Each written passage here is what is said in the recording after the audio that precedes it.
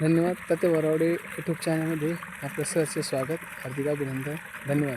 हे पाहू शकता, इथं आपलं मोटर चालू आहे, पाणी चालू आहे आणि हे पाहू शकता आपण कांदे. प्रथमतः ह्या जमिनीची आपण पूर्णपणे नांगरट केली आहे आणि नांगरट केल्यानंतर आपण त्याला शेणखत आणि कोंबट खत ह्या प्लॉटला टाकलं.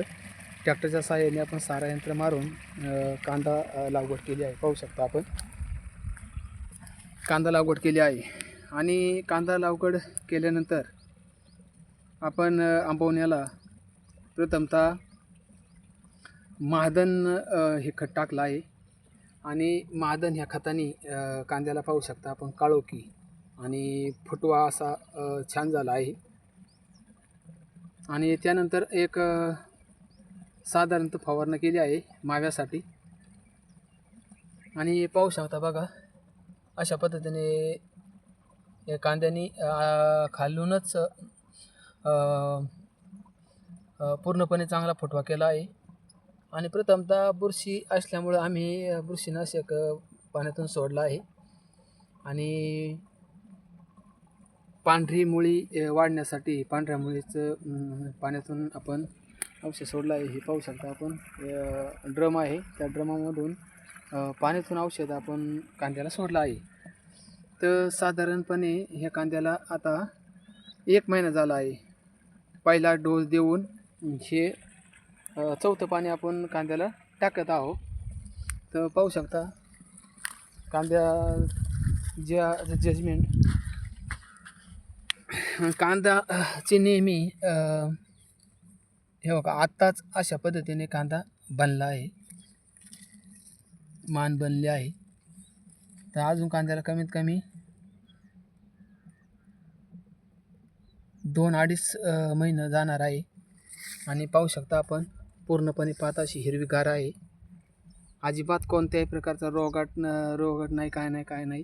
वातावरण खूप खराब आहे. तरी ज्यावेळेला कोंबड खत आणि शेणखत आपण मिक्सिंग करून टाकतो आणि वेळच्या वेळेला फवारणी, वेळच्या वेळेला लक्षपूर्वक काम करतो, त्यावेळेला आपलं कष्ट कधीच वायाला जात नाही. आणि अशा पद्धतीने आपण हे कांद्याचं नियोजन केलं आहे. पाहू शकता फुटवासुद्धा असा छान पद्धतीचा झाला आहे आणि आता पाणी त्याच्यावर चालू आहे. पाहू शकता आपण. तर नक्कीच आपला जर कांदा जर असेल आणि आपण सुद्धा व्हिडिओ तयार करा आणि आम्हाला सुद्धा सांगा, काही जर आमच्याकडून काही जर व्यवस्थापन कांद्याचं जर कमी पडत असेल तर आम्हाला सुद्धा पूर्णपणे तुम्ही सांगू शकता. आणि एक वैशिष्ट्य आहे, ज्या वेळेला कांदा रोमायला लागतो त्यावेळेला कांदाला पहिला डोस लवकरात लवकर द्यायचा असतो.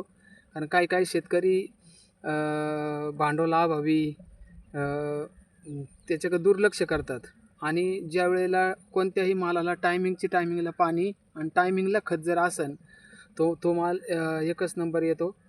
तर जेणेकरून आपण पहिलं लोक काय करायची, लेट खत टाकायची, पण आता तसं नाही राहिलं.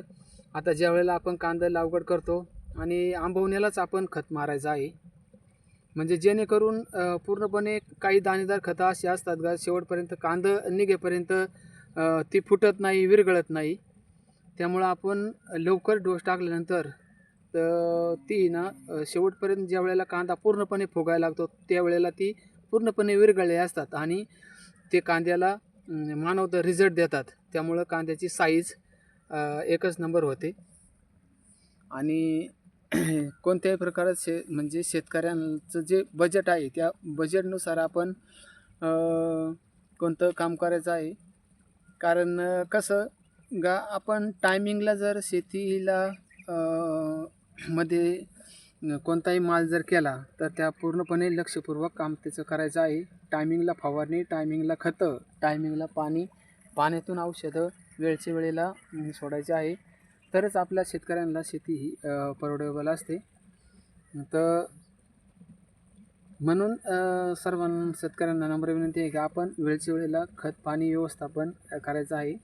तर जेणेकरून कांदा पीक हे शेतकऱ्यांसाठी मोठं पीक मानलं जातं. कारण कांदा हे ठेवण्यासाठी आपण कांदा ठेवतो आणि ठेवल्यानंतर पुढं मार्केट कमी जास्त हो किंवा ज्या वेळेला मार्केट येईल त्यावेळेला आपण कांदा विकू शकतो. बाकी माल ठेवायसारखा नाही. म्हणून कांदा हे मोठं पीक आहे शेतकऱ्यांसाठी. तर कसा वाटला हा ब्लॉग हे कमेंट करून सांगा. चॅनलला नवीन असेल तर सबस्क्राईब करा, बेल आयकॉन प्रेस करून डबल टच करा. थँक्यू. रामकृष्ण हरी.